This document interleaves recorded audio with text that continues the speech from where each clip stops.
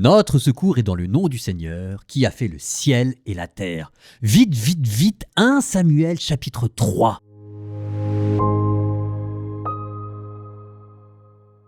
Le jeune Samuel assurait le service du Seigneur en présence du prêtre Élie.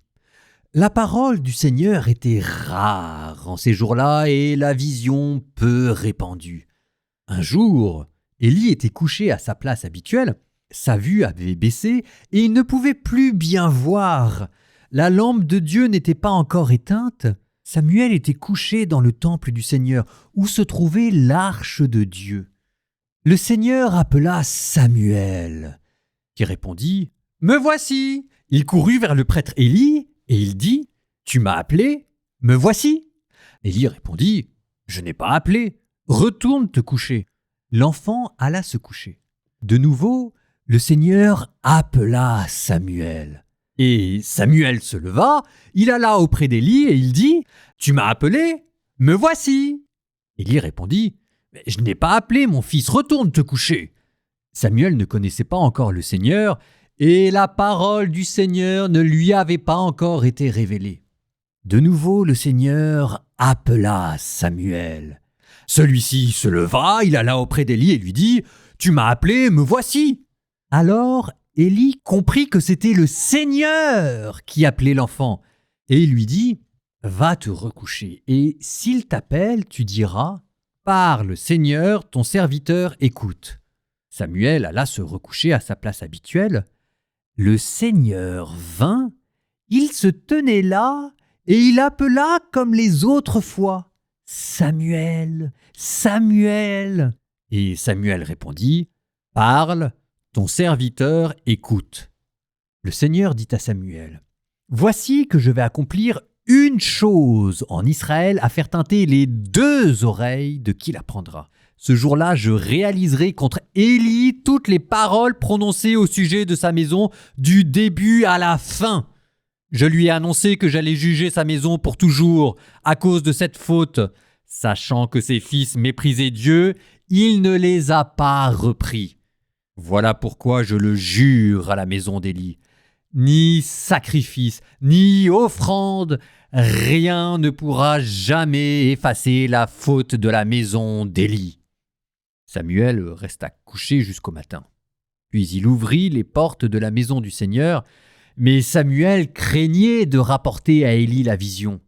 Élie appela Samuel et dit « Samuel, mon fils !» Il répondit « Me voici !» Élie ajouta « Quelle est la parole qu'il t'a adressée ? Ne me la cache pas, je t'en prie. Que Dieu amène le malheur sur toi, et pire encore, si tu me caches le moindre mot de toute la parole qu'il t'a adressée. » Samuel lui rapporta toutes les paroles, sans rien lui cacher. Alors Élie déclara « C'est le Seigneur. » Samuel grandit, le Seigneur était avec lui et il ne laissa aucune de ses paroles sans effet. Tout Israël, depuis Dan jusqu'à Beersheba, reconnut que Samuel était vraiment un prophète du Seigneur. Le Seigneur continua de se manifester dans le temple de Silo, car c'est à Silo que le Seigneur se révélait par sa parole à Samuel.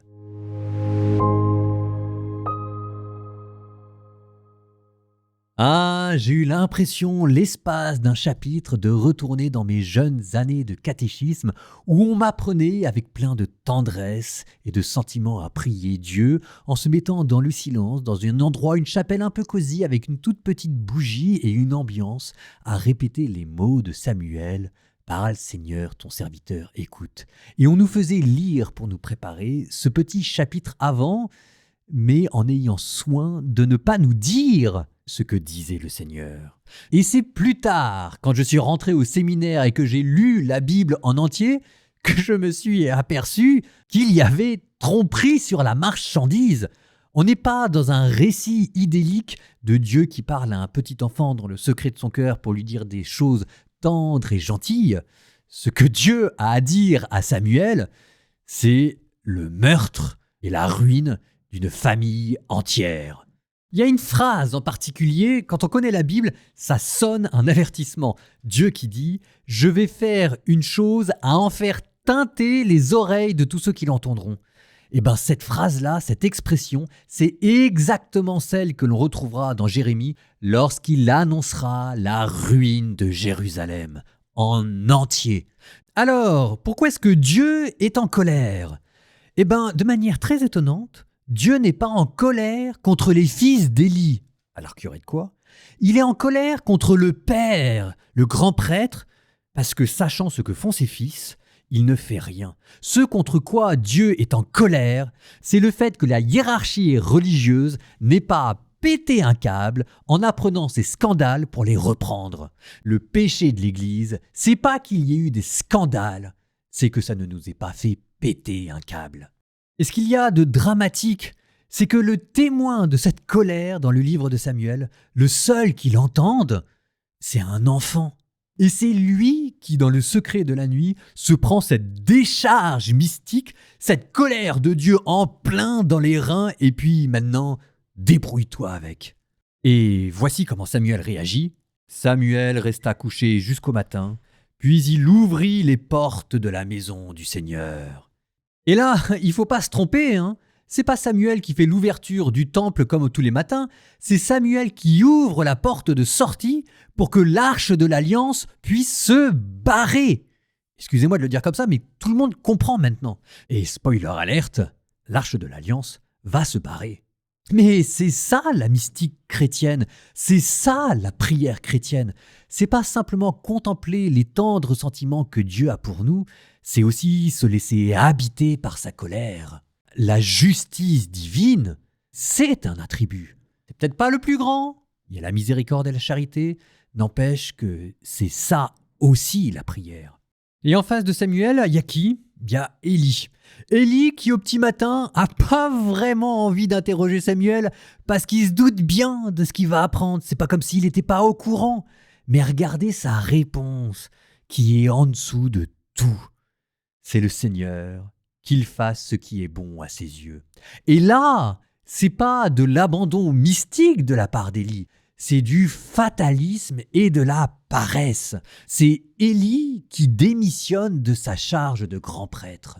Et pour que tout le monde comprenne bien l'enjeu de ce qui est en train de se passer, c'est que le sanctuaire de Silo où tout ça arrive, mais c'est pas une église paroissiale perdue au fin fond de la campagne. C'est le grand centre spirituel d'Israël, c'est la capitale religieuse. Souvenez-vous des cruautés sans nombre dont le livre des juges nous faisait la description et de ce pays en proie à l'anarchie totale. Eh bien, le premier livre de Samuel nous plonge à l'endroit et à la racine du mal, la cellule cancéreuse par excellence. C'est l'institution religieuse qui ne fait pas son travail. On en est venu à un tel point de sclérose que Dieu est comme obligé de court-circuiter les institutions que pourtant lui-même a mis en place. Parce que le sanctuaire de Silo, c'est Josué, c'est la loi du Deutéronome. Et Samuel, le prophétisme, c'est une manière de court-circuiter ça. La situation est tellement devenue une impasse qu'il n'a plus le choix. Normalement, il y avait la loi et il y avait déjà eu Moïse. Pas besoin d'en rajouter plus. Mais Dieu est maintenant comme obligé de susciter un nouveau prophète, un nouveau Moïse, pour réformer des institutions irréformables. Et regardez d'ailleurs comment Samuel est présenté comme un nouveau Moïse. Comme Moïse qui séjournait en haut du mont Sinaï dans la prière et le jeûne, notre jeune Samuel se trouve près de l'arche d'alliance dans la prière et dans les veilles de la nuit. Comme Moïse qui avait été appelé par Dieu, Samuel lui aussi est appelé par Dieu. Et de la même manière qu'au buisson ardent, Moïse répondit à Dieu « Me voici », de la même manière devant l'arche de l'alliance, Samuel répond à Dieu « Parle, ton serviteur écoute ». Cette proximité entre Moïse et ce nouveau Moïse qu'est Samuel n'échappera pas d'ailleurs à la Bible. Le psaume 9 dira « Moïse et Aaron, Samuel le suppliant, tous se tenaient devant le Seigneur et lui leur répondait. » Sauf que c'est bien gentil de mettre un nouveau Moïse pour refonder Israël, mais si jamais ça n'a pas marché une fois, ça ne va pas marcher non plus une deuxième fois. Donc il va falloir que Samuel refonde la nation, à la fois en étant fidèle à Moïse et en apportant quelque chose de nouveau. Et ce sera quoi, ce quelque chose de nouveau ? Et de la même manière que Moïse avait donné des institutions à son peuple, de la même manière, mais là aussi ce sera avec un grincement de dents, on verra que Samuel donnera une nouvelle institution à son peuple, la royauté. Souvenez-vous du cantique d'Anne. En attendant, il faut que ce qui doit tomber tombe, et il faut que ce qui doit mourir meure. Avant de pouvoir refonder Israël, il va d'abord falloir que vous assistiez à son naufrage. Nous terminons notre commentaire avec un psaume. Psaume 66. Que Dieu nous prenne en grâce et nous bénisse, que son visage s'illumine pour nous, et ton chemin sera connu sur la terre, ton salut parmi toutes les nations. Que les peuples, Dieu te rende grâce, qu'ils te rendent grâce tous ensemble. Que les nations chantent leur joie, car tu gouvernes le monde avec justice, tu gouvernes les peuples avec droiture, sur la terre tu conduis les nations. Que les peuples, Dieu te rende grâce, qu'ils te rendent grâce tous ensemble. La terre a donné son fruit. Dieu notre Dieu nous bénit. Que Dieu nous bénisse et que la terre tout entière l'adore.